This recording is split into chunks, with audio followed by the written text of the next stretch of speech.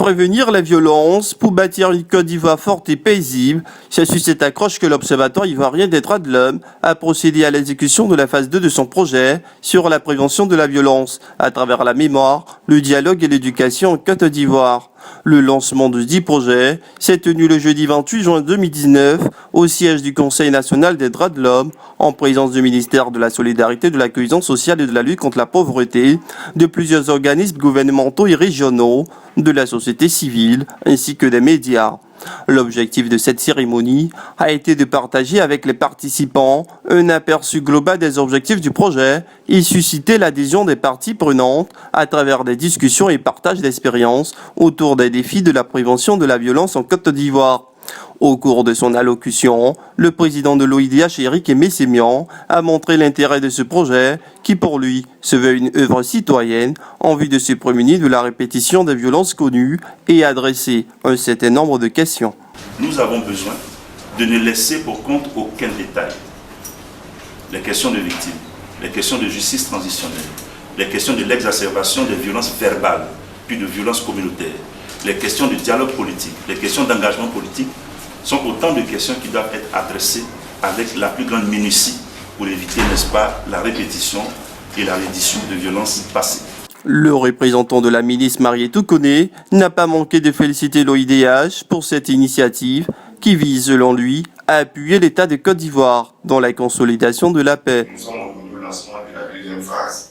Ça veut dire tout simplement que la première phase a été un succès. Et je voudrais en cela réitérer les félicitations de Madame le ministre à l'endroit de votre organisation. Je voudrais aussi associer toutes les organisations partenaires qui vous appuient, mais au-delà qui appuient l'État de Côte d'Ivoire dans ses actions de renforcement de la violence sociale et de consolidation de la paix. La présidente du Conseil national des droits de l'homme, quant à elle, a exprimé sa satisfaction pour le choix porté sur son institution pour abriter cette cérémonie et a pour sa part attiré l'attention des participants sur la nécessité de tirer les leçons de l'escalade des violences entre les populations. Nous devons ensemble, mesdames et messieurs, tirer les leçons des violences et des affrontements préjudiciables en population, se distinguant par leur appartenance ethnique, politique, religieuse ou corporatiste. Le présent projet s'étendra aux villes de Diokoé, Toulepleu et Abidjan et aura pour principale cible les femmes, les jeunes, les victimes, les médias, mais aussi les élèves et les enseignants en vue d'endiguer les violences en milieu scolaire. Une approche saluée par le représentant de l'Éducation nationale, Célestin Do. Nous saluons le projet Prévention de la violence à travers la mémoire, le dialogue et l'éducation en Côte d'Ivoire, qui est un projet innovant par son approche de la question. Car il a l'avantage d'être plus pragmatique en ce qu'il permet de créer des cadres d'échange au sein des établissements scolaires.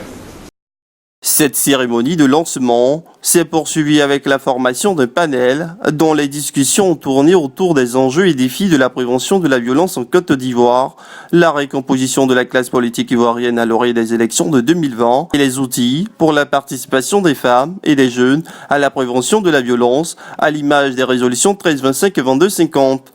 Après cette phase de lancement, qui marque le début de l'exécution du projet, une formation des facilitateurs du dialogue est prévue le 29 et 30 juin 2019.